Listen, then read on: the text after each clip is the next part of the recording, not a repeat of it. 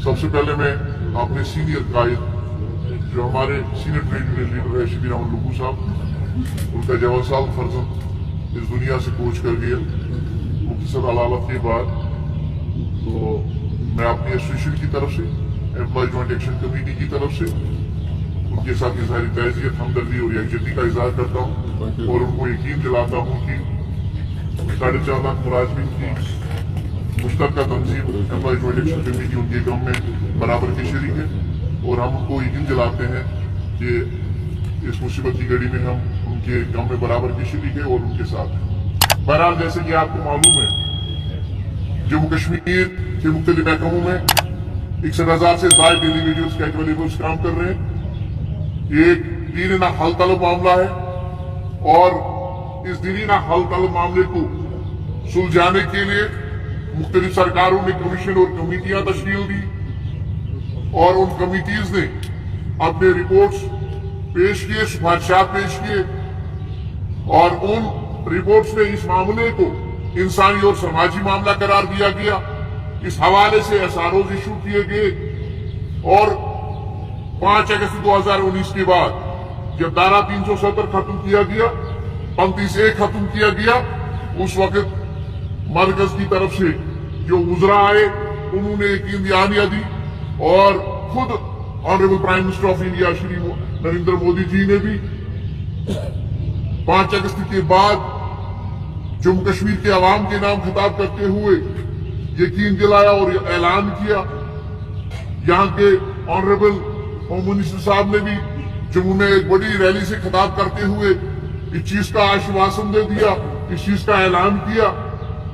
यहाँ के lieutenant governor, मौजूदा लेफ्टिनेंट गवर्नर साहब ने भी पीवीसी इलेक्शन से पहले इस बात का यकीन दिया कि आपके साथ इंसाफ किया जाएगा, जो मरकजी कानून है उनको यहाँ पे नाफिजुल अमल किया जाएगा। ऑनरेबल प्राइम मिनिस्टर साहब ने भी ये कहा कि और इस चीज का एतराफ किया कि आपके साथ ज्यादती हुई है जो छोटे दर्जे के मुलाजमी ने मुख्तलिफ महकमों में जो यहाँ के सारे महकमों का काम काज चलाते हैं, बुनियादी काम चलाते हैं, तो इनके साथ नाइंसाफी हुई है। इनको इंसाफ फराहम करने के लिए बाकी स्टेट्स और यूटीज की तरफ पर यहाँ पे मिनिमम वेज एक्ट का इतला किया जाएगा। रेगुलराइजेशन का अमल रेगुलराइजेशन अमल में लाई जाएगी, लेकिन वजीर आजम साहब कई बार जम्मू कश्मीर के दौरे पे आए, 5 साल से ज्यादा अरसा गुजर गया। Honourable finance minister of India ने 5वां बजट पार्लियामेंट में पेश किया जम्मू कश्मीर का, लेकिन डेली वेजर्स कैजुअल लेबर्स के हवाले से उसमें एक शब्द भी नहीं है। इसी तरीके से जम्मू कश्मीर के हवाले से जो बुलंद बांग दावे किए गए, वजीर आजम साहब ने ललकार रैली में भी वादा किया था और जब जम्मू आए तो वो अपना वादा भूल गए। अब 7 तारीख को उनको कश्मीर के दौरे पे आना है। इस सिलसिले में तैयारियां, इंतजामात को हतमी शक्ल दी गई। मैं आपको कल का ही एक वाकया आपके साथ शेयर करना चाहूंगा। जिस स्टेडियम में जिस प्लेटफार्म पर उनको तकरीर करनी है, कश्मीर के अवाम को जिस प्लेटफार्म से उनको मुखातिब होना है, उस प्लेटफार्म को पानी सप्लाई ठीक करते करते हमारा एक डेलीवेजर कल ही ब्रेन हेमरेज का शिकार हो गया और अपने पीछे एक गरीब खानदान और अपने मासूम बच्चे छोड़ के चला गया। हम यहाँ की सरकार से पूछना चाहते हैं, आखिर हमें कौन सी सजा दी जा रही है? अगर हमने टर्माइल में, अनरेस्ट में, कोविड में, जैसे भी हालात इन्फ्लुएंस में, जब यहाँ तबाकुश हालात 2014 का आ गया, तो उन हालात में भी हमने अपना सब कुछ कुर्बान करके यहाँ की आवाम की खिदमत की है, यहाँ की सरकार की खिदमत की है। तो क्या वजह है कि डेलीवेजर्स के साथ बार बार वादे करके रियासती सतह से लेके मरकजी सतह तक, यहाँ वजीर आजम साहब हिंदुस्तान की बड़ी पंचायत को रिप्रेजेंट करते हैं, पार्लियामेंट ऑफ इंडिया को पंचायत रिप्रेजेंट करते हैं और उनका नारा था मोदी है तो मुमकिन है। लेकिन कश्मीर आके, जम्मू कश्मीर आके वो ये नारा क्यों भूल जाते हैं? वो यहाँ के आरसी मुलाजमीन को क्यों भूल जाते हैं? ان عارضی ملازمین کو جنہوں نے 20 سے 25 سال یہاں کے عوام کی خدمت میں دیے ہیں اور وہ بھی قلیل تنخواہ کے ان عارضی ملازمین کو جو آئے روز اپنی جانوں کا نذرانہ پیش کر رہے ہیں. میں نے کل کی مثال آپ کو پیش کی باقی اسٹیڈیم کی. اس طرح کے کئی واقعات ہمارے محکموں میں ہوئے. جیسے اگر میں اس بات کی وضاحت کروں, محکمہ پی ایچ کی بات کریں گے, فارسٹ ایگریکلچر کی بات کریں گے, خاص کر محکمہ بجلی کی بات کریں گے. ہمارے ڈیلی ویجرز کیجول لیبرز تڑپ تڑپ کے بجلی کے کھمبوں پہ جان دیتے ہیں اور عمر بھر کے لیے ناکارہ ہو جاتے ہیں. کیوں سرکار نے آنکھیں بند کر کے رکھی ہے؟ کیوں یہاں کے پولیٹیکل سسٹم نے آنکھیں بند کر کے رکھی ہے؟ ہمیں امید تھی شاید 2015-2019 کے بعد حالات بدلیں گے.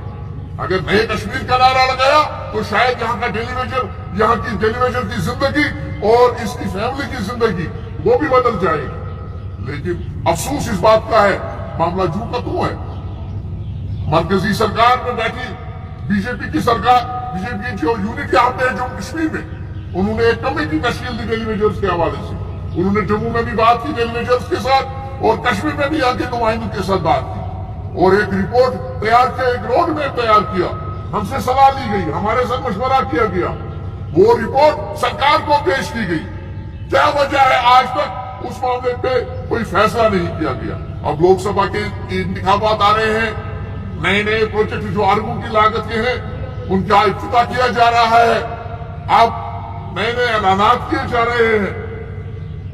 وزیر اعظم صاحب کی اخلاقی اور منصبی ذمہ داری بنتی ہے کہ جو وعدہ انہوں نے للکار ریلی میں کیا تھا, جو وعدہ انہوں نے 5 اگست 2019 کے بعد کیا تھا, جو وعدہ بھارتیہ جنتا پارٹی نے الیکشن لڑتے ہوئے اور اقتدار میں آنے کے بعد یہاں 36 منسٹرز کا ڈیلیگیشن سینٹر سے یہاں پہ آیا تھا, انہوں نے بھی جو وعدہ کیا تھا, ہوم منسٹر صاحب نے جو وعدہ کیا تھا, ہم مطالبہ کرتے ہیں اس وعدے کو عملی طور پر عملی جامہ پہنایا جائے اور یہاں کے ڈیلی ویجرز کے ساتھ انصاف کیا جائے.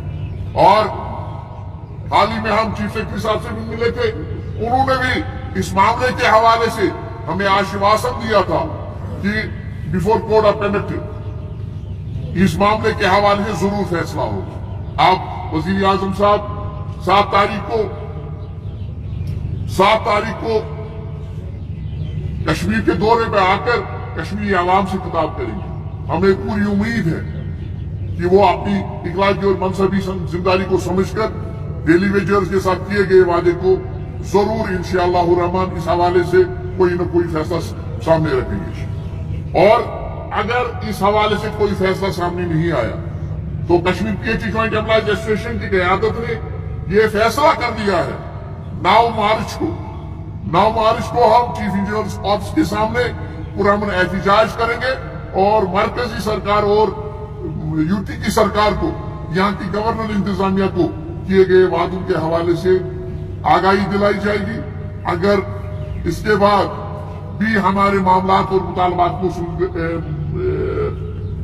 حل نہیں کیا گیا تو ہمیں کوئی چارہ نہیں ہے پھر سڑکوں کا رخ کرنے کے سوا, اور جس کی تمام تر ذمہ داری یہاں کی گورنر نے چل پائے. اب مانتے ہیں صاحب کی جو پچھلی سرکاریں تھیں انہوں نے آپ کے مطابقت پوری نہیں کی, کیونکہ بھاجپا کا یہ وعدہ تھا کہ ہم ہر ایک طبقے کے پاس پہنچیں گے اور آپ کو ایک امید جگی تھی اس میں. دیکھیے یہاں پہ جو بھی سرکاریں آئی, جو بھی ریجنل پارٹیز تھی, انہوں نے اس معاملے پہ سیاست کاری کی.